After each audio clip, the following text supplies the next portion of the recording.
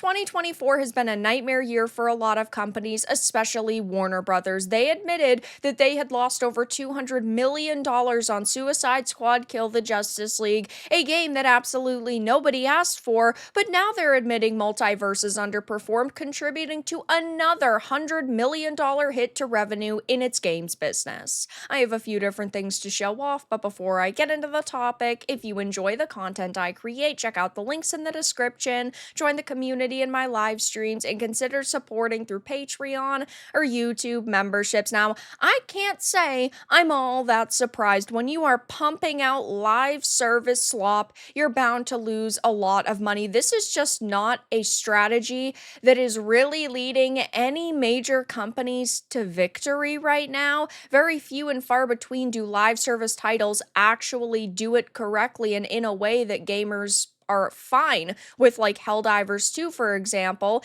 And of course, towards the beginning of the year, we had found out that they said the failure of Suicide Squad Kill the Justice League contributed to a $200 million hit to revenue, and now we're adding another $100 million. So starting with the Suicide Squad situation, it says it had disappointed Warner Brothers Discovery, the owner of developer Rocksteady, to the tune of a $200 million hit to revenue. This is what happens when you take a beloved established franchise like the Arkhamverse and you twist it around and it is a shell of what it once was. They could have easily made $1 billion freaking dollars if they just made another Arkhamverse game that centered around Batman, that was really high quality. Even if they did a spin-off, right? Like a Catwoman game, for example. The Catwoman DLC, people absolutely loved it. Would have been fantastic to get a game with her character design, with all of those abilities. You could have Batman in it as well.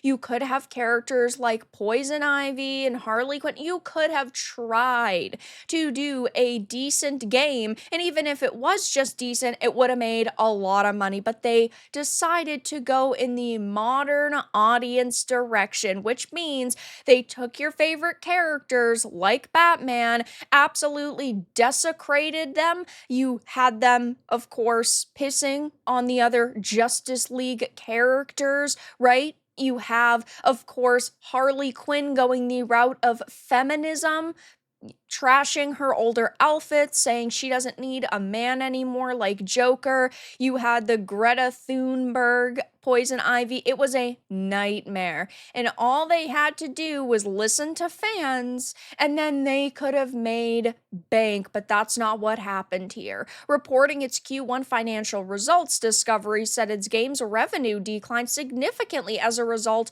of a tough comparison with last year's best-selling video game, Hogwarts Legacy. This is also true. They were comparing it to Hogwarts Legacy the year before, which was a fantastic game. It did make them a heck of a lot of money, and it deserved to. Do not get me wrong, but it still makes me sad to this day that Kill the Justice League ended up being such a trash fire. I wanted it to come out. I genuinely wanted it to be at least a okay experience, and it wasn't. It is still, in my opinion, the worst game of the year, because while you have other titles like Flintlock Siege of Dawn and Dustborn and Concord that are absolutely terrible, this just is different because it's in an established franchise that we all knew and that we all loved. It's one of my favorite quadrilogies of games of all time. They are so fantastic, superior to anything that's coming out nowadays, basically, except for the few and far between examples like Hogwarts Legacy or Black Myth Wukong and Stellar Blade. But it was sad for me to see this happen because I loved it so much. Though now they are adding even more money to the burning pile because Warner Brothers admitted Multiverses underperformed, contributing to another $100 million hit to revenue in its games business. The free-to-play Smash Brothers style brawler Multiverses has significantly underperformed, publisher Warner Brothers Discovery has admitted, contributing to a further $100 million write-down for the company's games business in 2024. People are sick and tired of live service slop. And if you are going to come out with a Smash Bros style brawler, it has to be really solid. And while I did hear pretty positive things about it, it just kind of came and it went. It didn't stick with people, which you definitely need to happen if it is a free to play, because you need those people to be consistently returning. And not only do we have that failure, but we also have Harry Potter Quidditch Champions failing to make an impression, another game that was a nightmare for them. And if we go over to the Steam charts, none of these games have any players in them. While, yes, it is important to point out that these are on other consoles and other platforms, when you see a number like 247, it's really not that good. The all-time peak was 2.5 years ago during one of the betas. It had 153,433 players in game. So initially it seemed like there was going to be a lot of hype, but this is the problem, is it only fully released a couple of months ago. You cannot announce a game or have a beta and have it be several years away. It's like Elder Scrolls 6, for example. We saw that initial trailer with the mountain and the logo 7 years ago. That is insane. And sure, right? It's going to cost them billions of dollars to make. There's going to be billions of dollars that they are going to make off of it. But it's still ridiculous to see that happening in 2.3 years is a significant amount of time. And now they can't even muster 2,000 people in game for the 24-hour peak. It is a game that's dead.